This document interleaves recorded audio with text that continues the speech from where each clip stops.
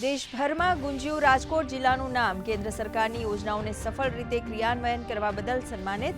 પ્રધાનમંત્રી નરેન્દ્ર મોદીના હસ્તે જિલ્લા કલેક્ટર પ્રભવ જોશીને એનાયત થયો એવોર્ડ. 17મા સિવિલ સર્વિસ દિવસ નિમિત્તે પીએમ મોદીએ લોકસેવકોને આપ્યો સફળતાનો મંત્ર.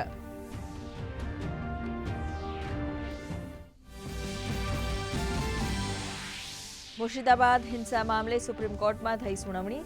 અરજીકર્તાઓને અરજી પાછી ખેંચવા આદેશ. હિંસાની તપાસ કોર્ટની દેખરેખ હેઠળ કરવા કરાઈ હતી અરજી. દખલગીરી કરવા અંગે કોર્ટનો ઇનકાર. ભાજપ નેતા સુકાંતુ મજમુદાર અને સુબેન્દુ અધિકારી પણ લેશે હિંસાગ્રસ્ત વિસ્તારની મુલાકાત.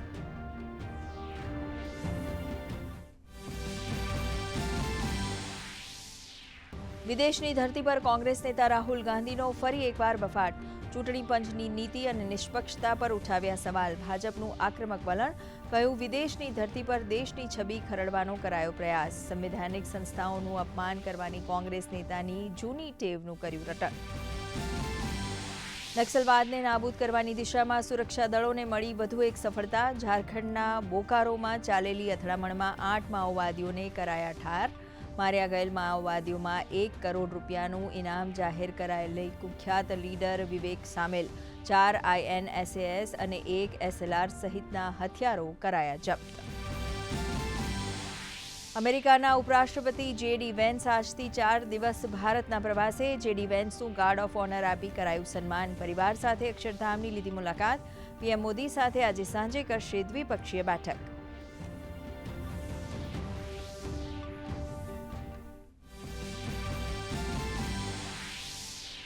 કેથોલિક ખ્રિસ્તી ધર્મગુરુ પોપ ફ્રાન્સિસનું નિધન. 88 વર્ષની વયે લીધા અંતિમ શ્વાસ. પ્રધાનમંત્રી નરેન્દ્ર મોદીએ આપી શ્રદ્ધાંજલિ. કહ્યું, કરુણા અને વિનમ્રતાના પ્રતીક રૂપે કરાશે યાદ.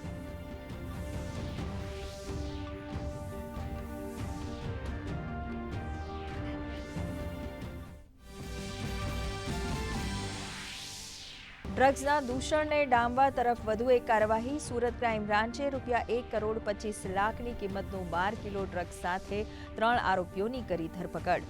દરોડા દરમિયાન નિડલ, ઇન્સ્યુલિન સિરિંજ, પ્રવાહી ભરેલ પ્લાસ્ટિકની બોટલ સહિતનો માલ કર્યો જપ્ત.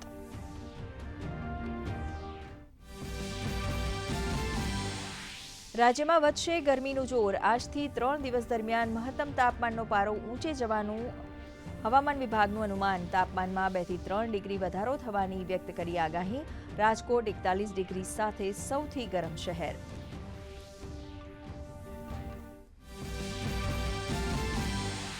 અને ભારતીય શેર બજારમાં સતત 5મા દિવસે તેજીનો દોર યથાવત.